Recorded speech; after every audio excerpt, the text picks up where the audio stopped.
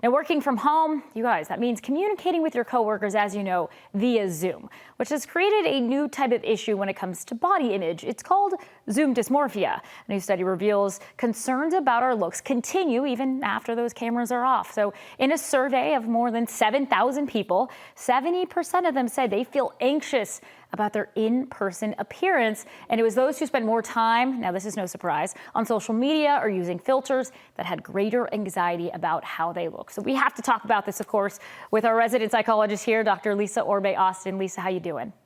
I'm good, Natalie. So what is it about all of the Zoom calls that is kind of leaving people feeling not so great about themselves?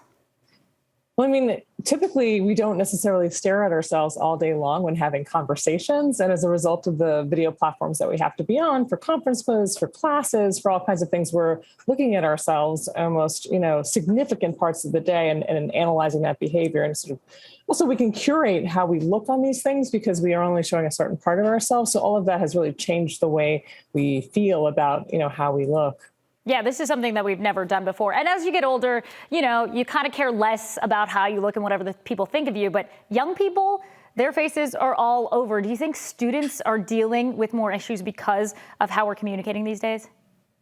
Yeah, and I think, especially in middle school to high school years, body issues can be very central because of identity development and how we then perceive ourselves in comparison to others. So it can be really heightened at this time. And I think especially because we have been working remotely or going to school remotely, and now we're reemerging back into the classroom, I think it can be particularly heightened.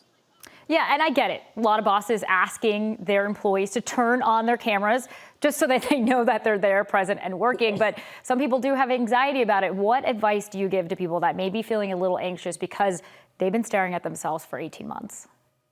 If it's really disrupting your mood and your functioning, see a mental health professional first and foremost. But otherwise, there are other concrete things you can do. For example, turn off self-view and not look at yourself while you're actually speaking or engaging in the meeting.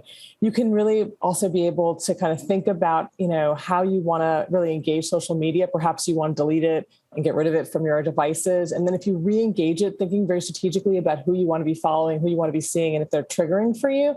And I think talk about it with friends and family, people you can trust. Make sure that you're not dealing with it in silence and in shame. Yeah, and I think a lot of people don't realize this is happening because we've never had these type of constant interactions on screens before. So what are things they should be aware of if it is happening to them? I think you have to really watch your self-talk. What are the ways in which you're communicating about yourself and how you're handling, how you're appearing and how you're showing up?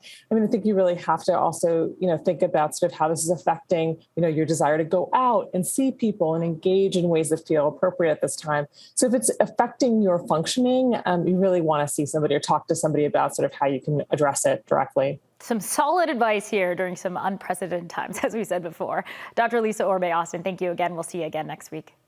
You're welcome.